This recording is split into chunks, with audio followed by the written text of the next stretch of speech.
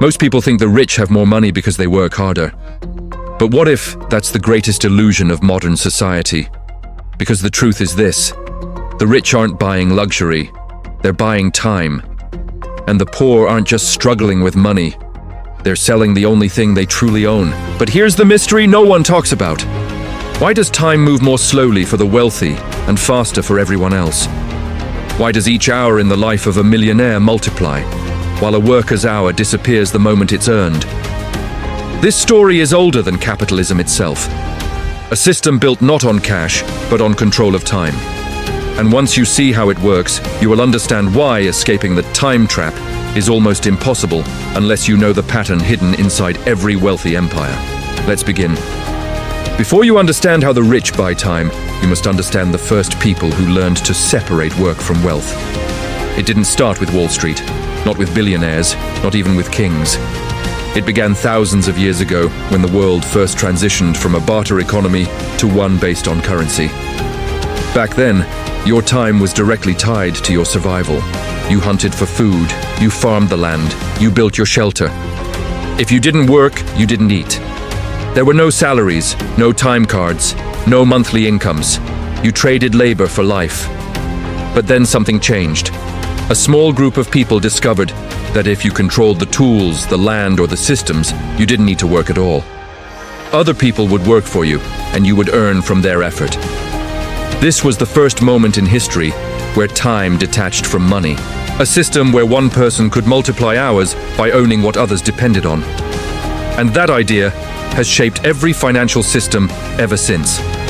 Because money doesn't create freedom, control does. And control buys time. Let's trace the timeline. Phase 1. Labor, wealth. In early societies, wealth came from physical labor. You worked, you earned, no shortcuts. Phase 2. Land. Power. Then landlords appeared.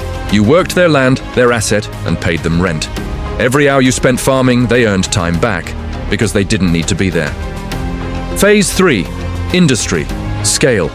Fast forward to the Industrial Revolution. Factories became the new land.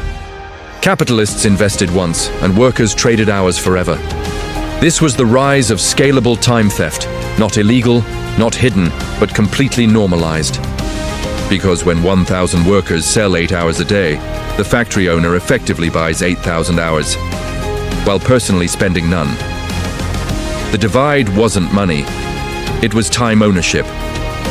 As economies grew, something interesting happened. Rich individuals realized they didn't need more hours in a day. They simply needed systems that worked without them. This gave birth to 3 powerful inventions. 1. The corporation, a machine that functions even when its owner sleeps. 2. The managerial class, people paid to run the machine so the owner doesn't have to. 3. The financial market, where money itself begins to produce more money. Everything was designed to separate the wealthy from the need to trade time for income. Meanwhile, the poor were trapped in the opposite direction. Work more, earn more, spend more, work again. A cycle that consumes decades. But the real breaking point didn't happen until the 1970s. Something dramatic happened in modern history. Up until 1971, money was tied to gold. Its supply was limited, fixed, predictable. But then, a single decision severed money from gold forever. Suddenly, money could be created infinitely.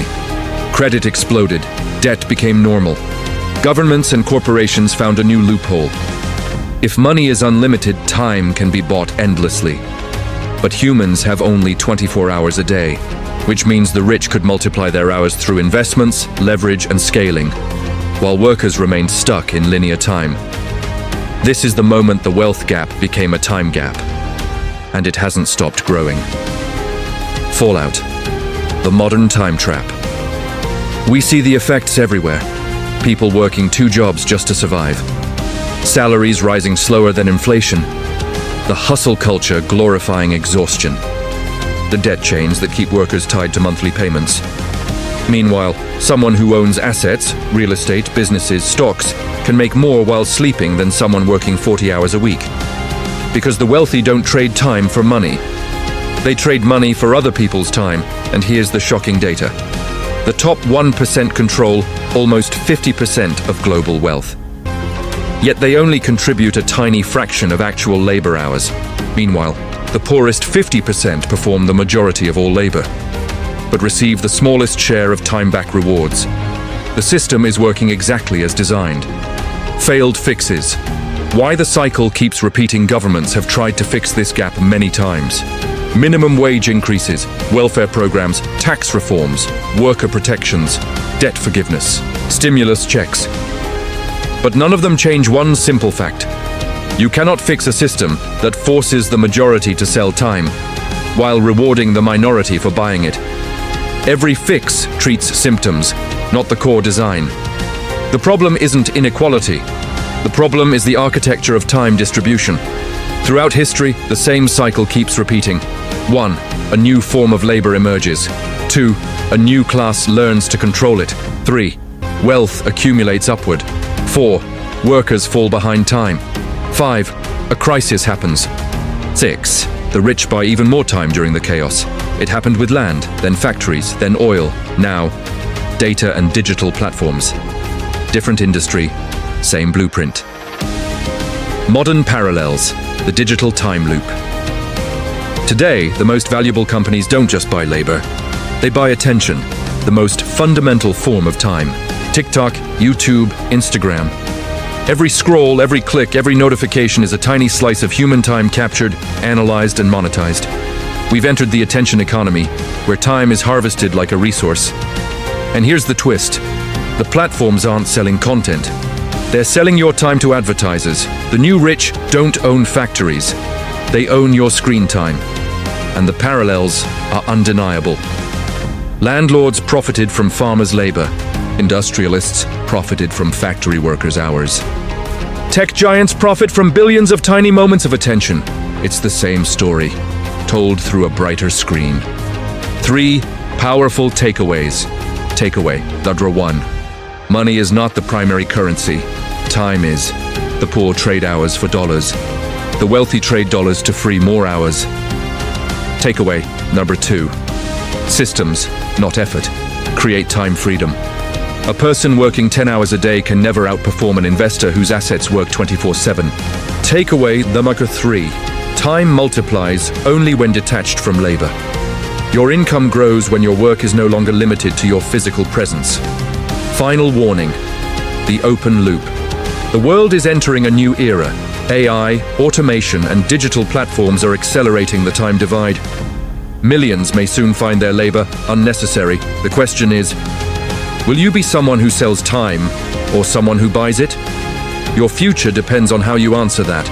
If you found this perspective eye-opening and want to understand the systems that shape wealth, time, and freedom, make sure to subscribe my channel Wealth Grammar. This channel breaks down the hidden rules of money in a way schools never will. Because the more you understand the game, the less of your time you'll have to sell to win it. To learn more about wealth, grammar, and to be successful in your life, subscribe, like, and share my channel, Wealth Grammar. Thanks for watching my video.